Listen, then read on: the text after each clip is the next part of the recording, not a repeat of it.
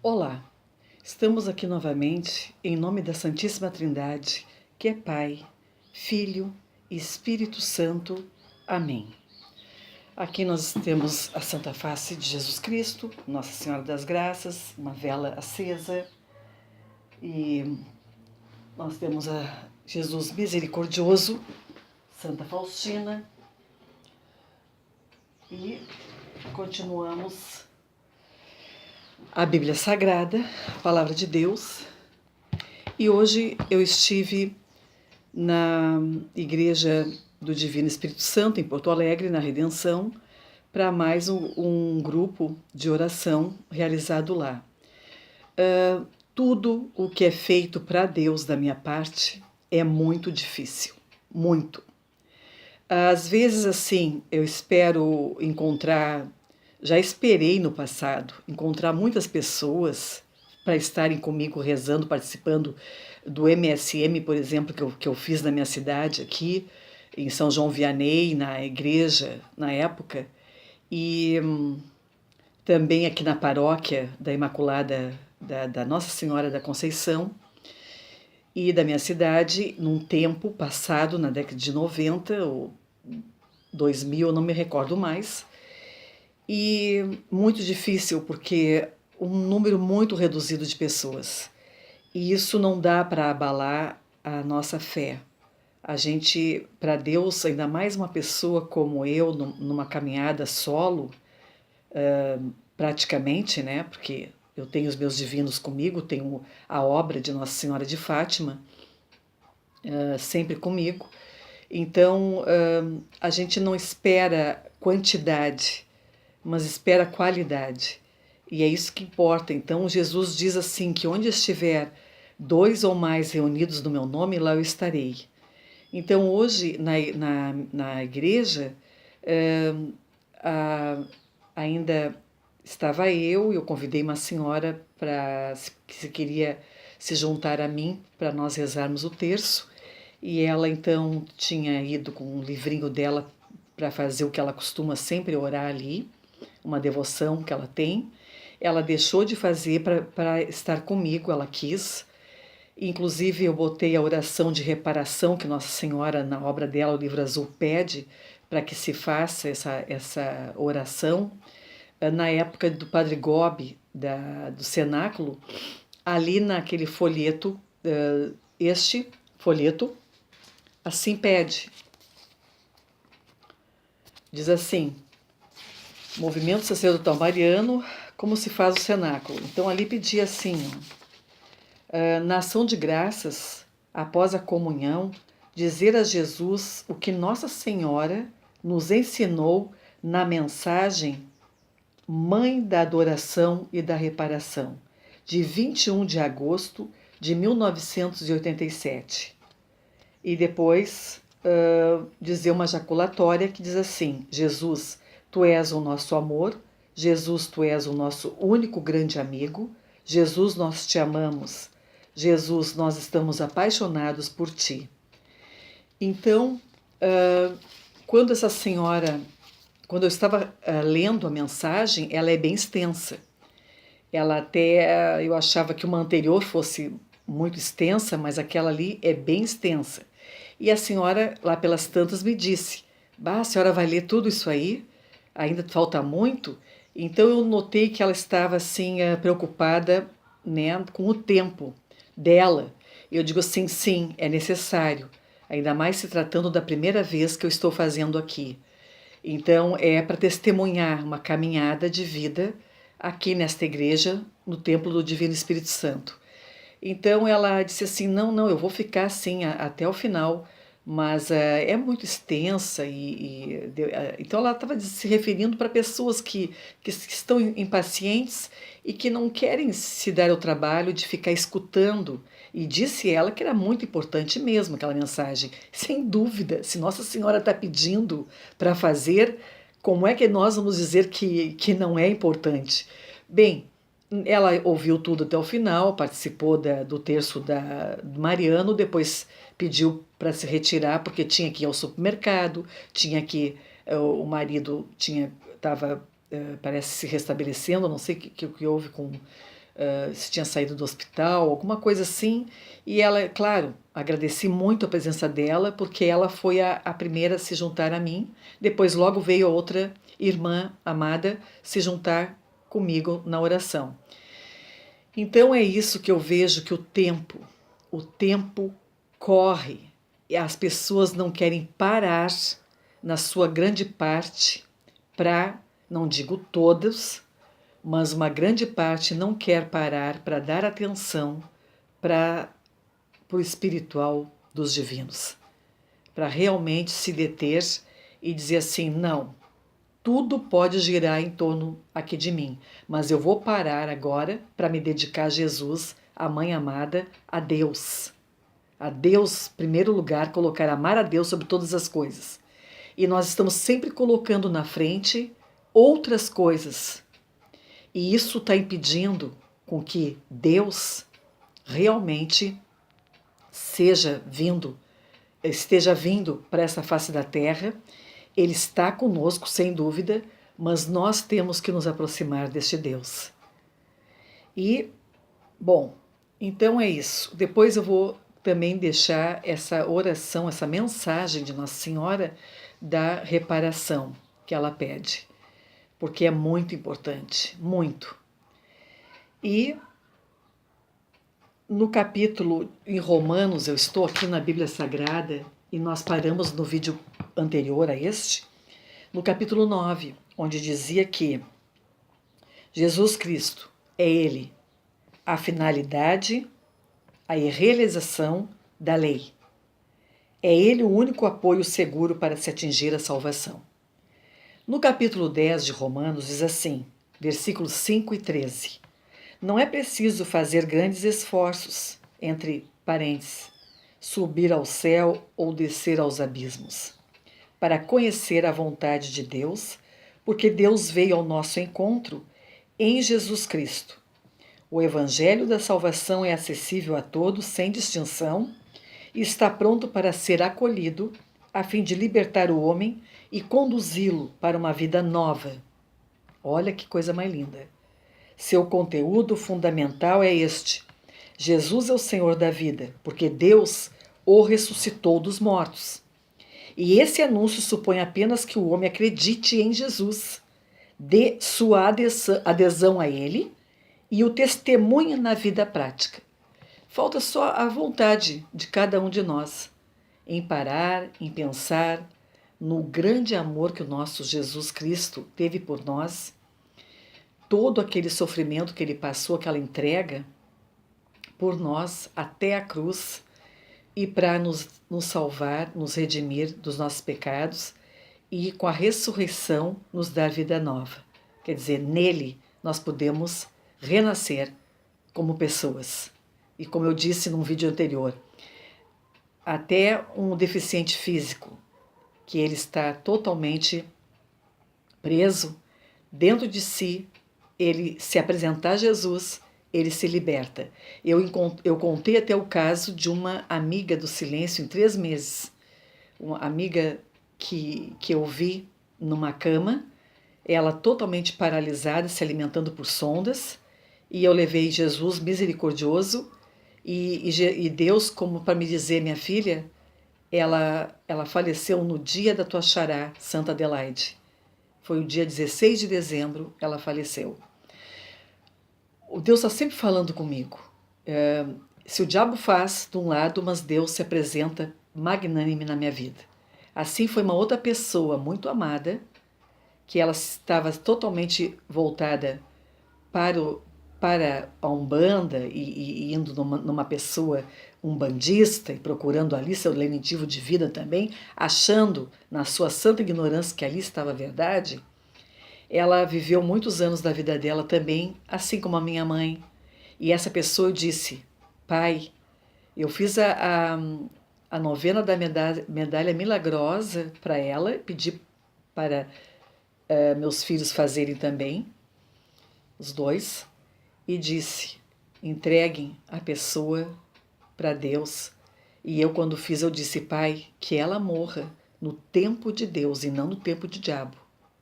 Olha, passou-se os tempos, Passou-se meses, ela veio a morrer no dia de corpo de Cristo, no dia de Corpus Christi. Essa pessoa faleceu. Eu estava em Porto Alegre na procissão de Corpus Christi, muito triste. Eu estava sozinha ali, acompanhando a procissão, depois de coisas que eu não gostei de ter assistido na catedral ali. Não achei correto perante Nossa Senhora, perante a Mãe Amada. Deixa eu pegar aqui na minha bolsa, que hoje eu levei para a igreja. A obra está aqui. Eu levei o Diário de Santa Faustina e levei a obra de Nossa Senhora. E o que está aqui é muito sério o que está acontecendo na Igreja Católica Apostólica Romana. Parte do clero pecador. E Nossa Senhora vem falar justamente para os amados filhos dela, prediletos, que são sacerdotes. Porque sabe que Satanás, assim como para você, para em volta de si aí, não são eles somente que estão em pecado, parte desse clero, mas pastores, sua família em volta de si, estão em seitas. Então nós temos os contrastes para nos dizer que está na hora da misericórdia, não é? Pai, perdoai, eles ainda não sabem o que fazem. Então nós estamos em pleno século XXI, no início de milênio, e cometendo as maiores aberrações, pensando só em tecnologia, em crescimento tecnológico, para combater tal coisa, isso e aquilo, universidades abrindo as portas e para isso, para aquilo. Agora, temos que ver a parte humana, né? A parte humana, a alma humana da criatura. O espiritual, temos que buscar isso. Então, Romanos aqui, capítulo 10, diz assim, versículos 5 e 13. Não é preciso fazer grandes esforços, subir ao céu ou descer aos abismos, para conhecer a vontade de Deus. Porque Deus veio ao nosso encontro em Jesus Cristo. O Evangelho da salvação é acessível a todos, sem distinção, e está pronto para ser acolhido a fim de libertar o homem e conduzi-lo para uma vida nova. Nós já vimos isso aqui. Então, o importante é que nós tenhamos a adesão a Jesus Cristo e que nós testemunhamos Ele na vida prática. Eu tento fazer isso aqui. Versículos 14 e 21 diz assim: Deus preparou tudo o que podia para conduzir Israel à salvação. Faltou apenas o último elo da corrente, justamente que dependia da disposição de Israel. O que é? A fé. A fé. Por isso que Romanos nos diz: a salvação virá pela fé. E Nossa Senhora convida o povo judaico, hebreu, israelita, povo eleito, para reconhecer Messias, Jesus Cristo, aqui, trazendo para o coração imaculado, para o Imaculado Coração de Maria.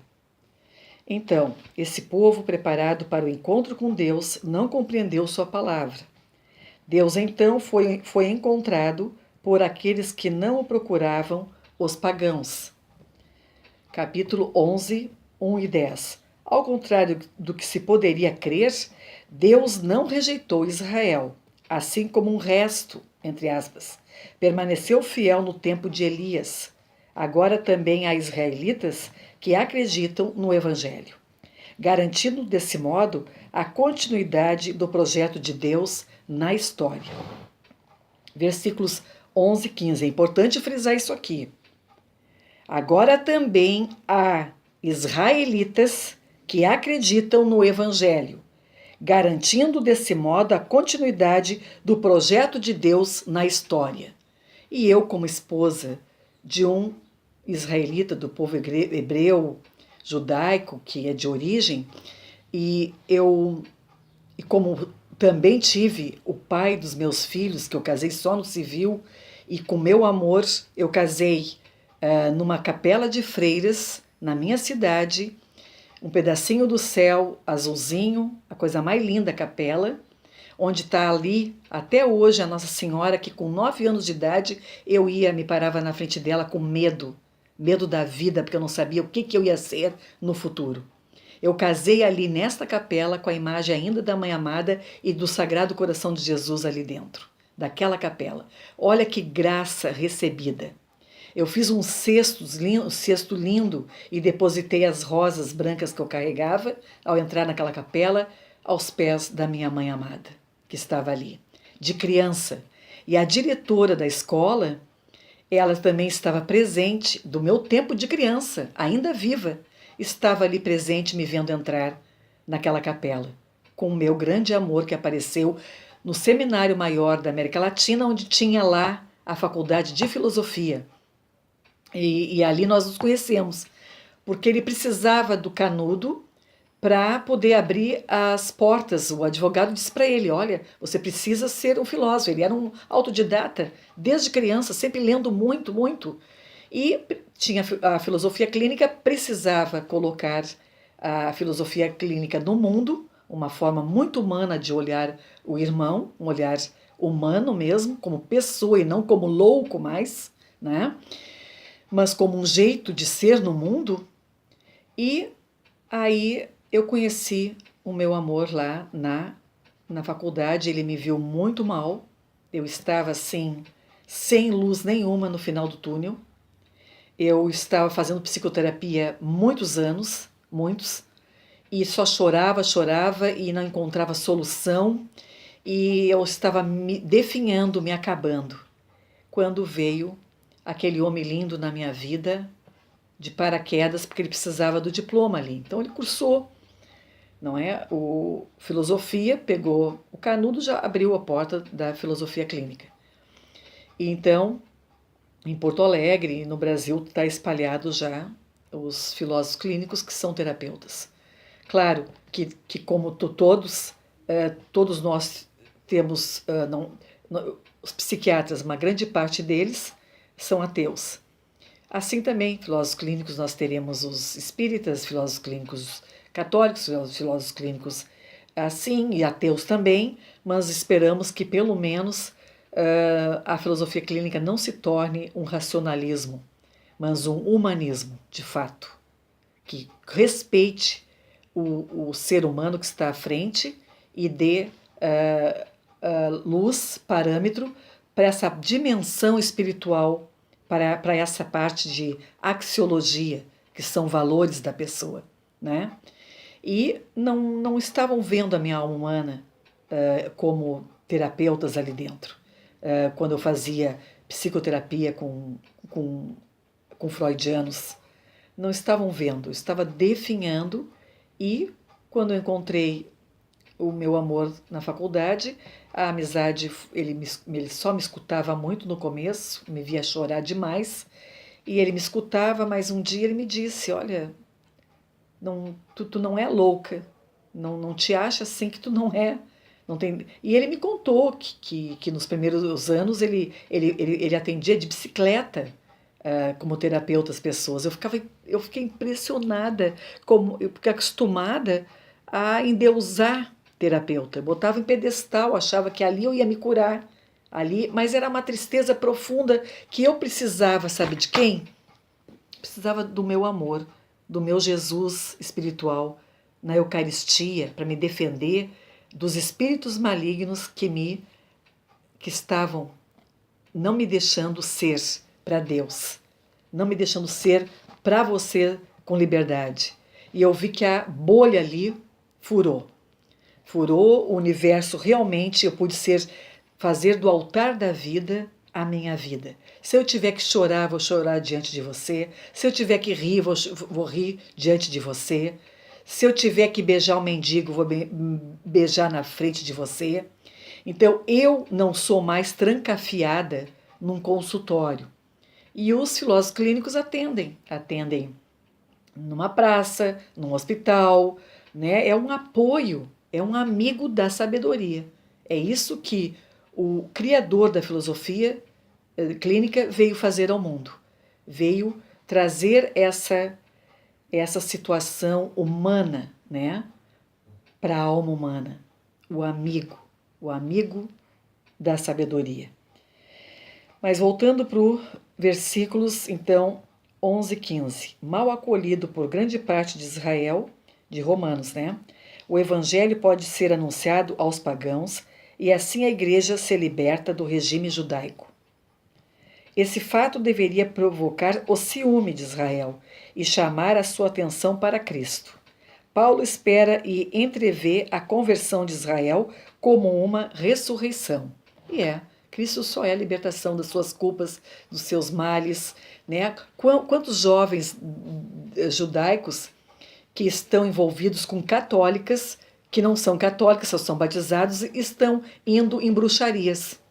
Existe isso. E os pais, que são de tradição judaica, ficam apavorados de ver aquela relação ali do seu filho com uma católica daquele jeito, né? Procurando falsos deuses, procurando seitas, procurando bruxarias e ficam de cabelos em pé. É natural, não é? Então nós temos que ver este Deus aqui. Deus judaico-cristão, que é para mim católica, que é para você israelita, que é para você povo pagão, que está totalmente cegado pelo demônio. Continuando no próximo vídeo, porque aqui já completou o tempo. Tudo em nome do nosso Pai, Filho, Espírito Santo. Amém. Da Santíssima Trindade, que é Pai, que é Filho, Jesus Cristo. Pai mandou o Filho ao mundo no mesmo Espírito, Espírito Santo. Ele foi, mas deixou o Paráclito, o advogado, o Espírito da verdade, a força que vem nos mover como terceira pessoa da Santíssima Trindade. Tudo se apresenta na Eucaristia para nós.